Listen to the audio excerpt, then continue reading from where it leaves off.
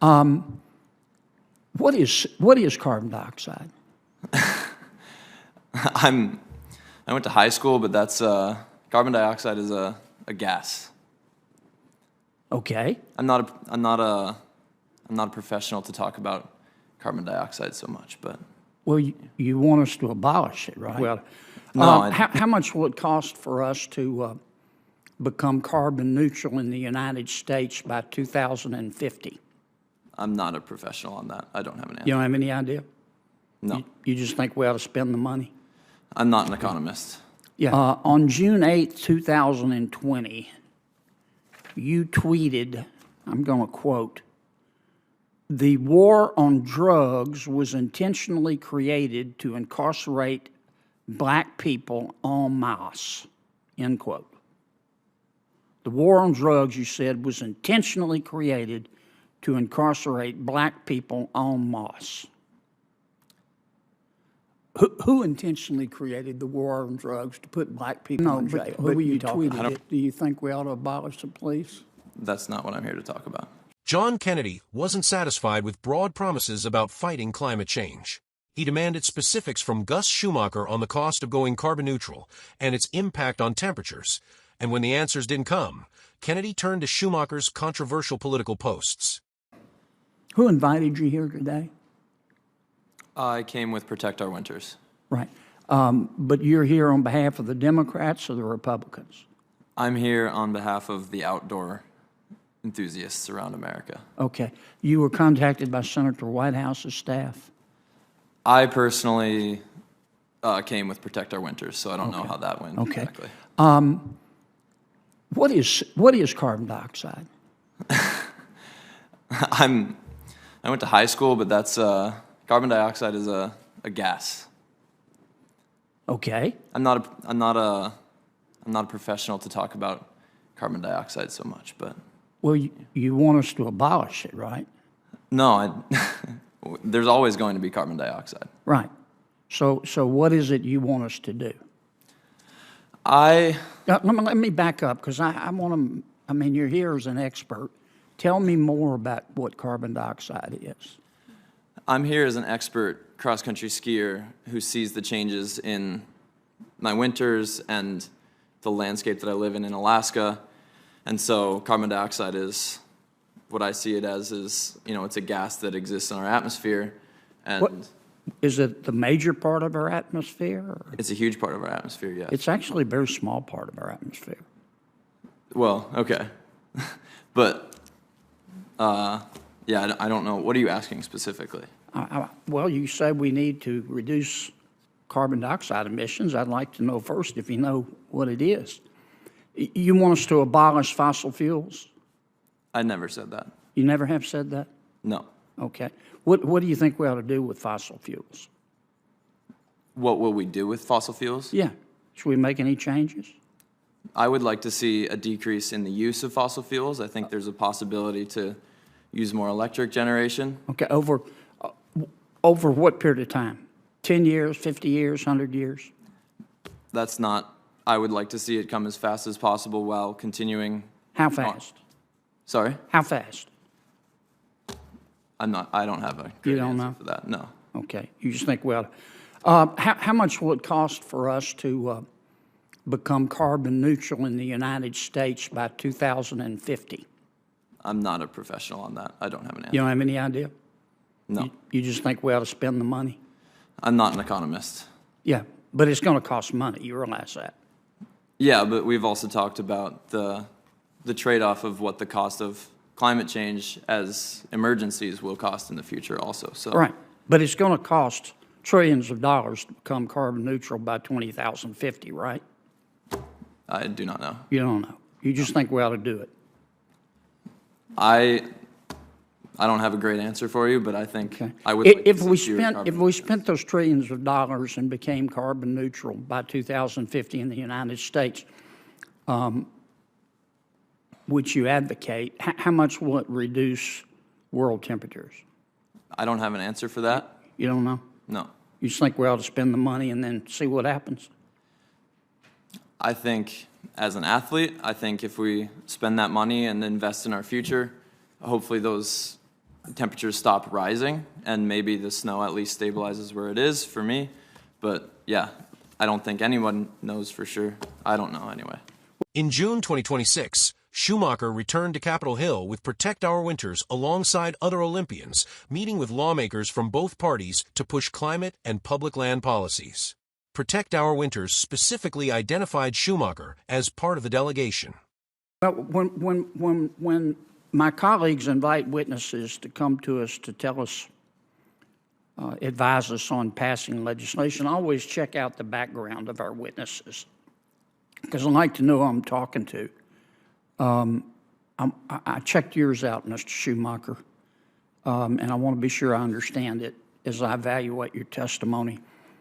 On June 8, 2020, you tweeted, I'm going to quote, "The war on drugs was intentionally created to incarcerate black people en masse," end quote.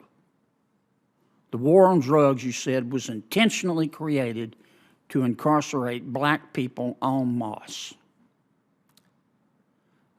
Who intentionally created the war on drugs to put black people in jail? Who were you talking about? I don't remember typing that. You don't? No. It's on your Twitter feed. Maybe a retweet. I don't know. I haven't used that in a while. Well, Also, even it if doesn't it's a seem like retweet, it shows your support, right? Maybe, yeah. But it's not the topic of this conversation. Right. But it has to do with you're here giving us advice, and I just kind of like to know a little bit more about your point of view. I'm here as an athlete giving you my story and what I've seen in my field. On August 27th of 2020, you tweeted this, quote, I'm going to quote, "Police are paid with taxpayer dollars. If they are not answerable to us, we can demand new service, and that's what this is. Abolish the police in favor of that new service," end quote. You think we ought to abolish the police, do you? Again, not the topic I'm here to talk about today. I know, but you tweeted it. Do you think we ought to abolish the police? That's not what I'm here to talk about. Should we do that before or after we get rid of fossil fuels? I'm not going to address that. Schumacher's political advocacy did not end with this confrontation. By 2026, he remained an active Protect Our Winters Athlete Alliance member, and the organization again brought him to Washington to advocate on climate policy. That makes Kennedy's questions about Schumacher's role as an activist especially relevant in hindsight. You don't want to address it? Okay. Let me ask you about one more of your tweets. On August 26, 2020, you tweeted, there's a picture, I'm not going to describe the picture, but you said, quote, your words, not mine, it's on your Twitter feed, quote, "This is what systemic racism looks like. The Los Angeles Police Department is literally policing only the Black Lives Matter side," end quote. What do you mean by that? This is still off topic. No, it's not. You're here as an expert telling us, advising us, and I'm asking you about your background. I'm here as an athlete to talk about the effects of climate change on my sport. Protect Our Winters is now pushing a 2026 agenda focused on clean energy development, public land protection, and climate advocacy, with a goal of advancing 500 megawatts of clean power by the end of 2026 and mobilizing outdoor voters ahead of the midterm elections. The organization continues to list Gus Schumacher among its athlete advocates. The latest climate outlook also adds new context to Schumacher's warning about changing winter conditions.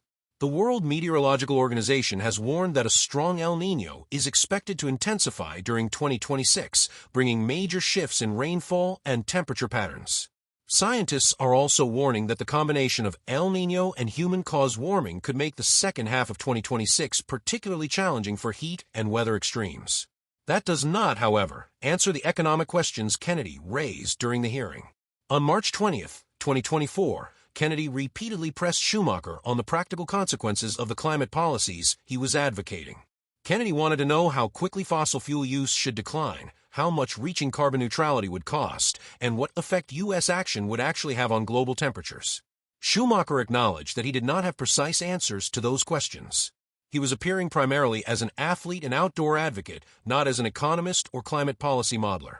His argument was based on what he said he had personally observed as a cross-country skier, and on his concern that changing winter conditions could threaten the sport and the communities built around it. Kennedy took a different approach. His basic argument was that Congress should not simply be told that it needs to spend potentially enormous amounts of money without being given a clear estimate of the cost and measurable outcome. If lawmakers are being asked to support major changes to America's energy system, Kennedy argued, they should know what those changes are expected to accomplish. That remains a legitimate policy question. But the latest developments also show why the issue cannot be reduced to a single calculation of how many degrees America's emissions reductions would change global temperatures. Climate policy involves several different questions. How much emissions can be reduced? How quickly can the energy system transition? What will the transition cost? What economic benefits could result? And what are the costs of climate impacts if governments do less? Protect Our Winter's current strategy illustrates that broader approach. The organization is not simply calling for an end to fossil fuels. Its current agenda combines clean energy development, public land policy, climate education, and political organizing. The organization also points to the economic importance of the outdoor economy. For winter sports advocates, climate change is not an abstract issue. Snow conditions affect ski resorts, tourism, equipment manufacturers, workers, mountain communities, and water supplies. And recent developments have kept that concern alive. In May 2026, Protect Our Winters published an assessment of the 2025-26 snow season, highlighting an increasingly unpredictable winter pattern in which some resorts experienced interruptions, shortened seasons, or difficult snow conditions. At the same time, the latest El Niño outlook demonstrates why individual seasons must be interpreted carefully. A particular winter can be heavily influenced by natural climate variability, including El Niño and La Niña. That means one unusually snowy or unusually poor season cannot by itself prove or disprove the long-term climate trend. That distinction is important when looking back at Schumacher's testimony. Kennedy was essentially asking for a policy cost-benefit analysis. Schumacher was describing what he was experiencing as a winter athlete. Those are different forms of evidence. Kennedy then shifted the questioning away from climate policy and into Schumacher's political views, citing old social media posts about the war on drugs, police abolition, and systemic racism. Schumacher repeatedly attempted to return to the subject for which he had been invited, the effects of changing climate conditions on winter sports. That part of the exchange became a political confrontation rather than a scientific discussion. Kennedy's argument was that someone's previous public statements can be relevant when that person is appearing before Congress and advocating policy. Schumacher's position was essentially that those statements were unrelated to his testimony about skiing and climate conditions. The larger lesson is that congressional hearings often operate on two different levels. One level is the substantive policy question: what should the United States do about climate change? The other is the credibility question: who is giving Congress the advice? What expertise do they possess? And what assumptions are behind their recommendations? Kennedy focused heavily on the second question. Schumacher focused on the first. And the current debate shows that both sides still have unresolved questions. Climate advocates have stronger evidence that changing temperatures and weather patterns pose risks to snow-dependent industries and ecosystems. But policymakers still have to decide which climate policies provide the greatest benefit relative to their economic cost. Likewise, demanding a precise calculation of America's future temperature impact should not be confused with proving that climate change is harmless or that climate policy has no value.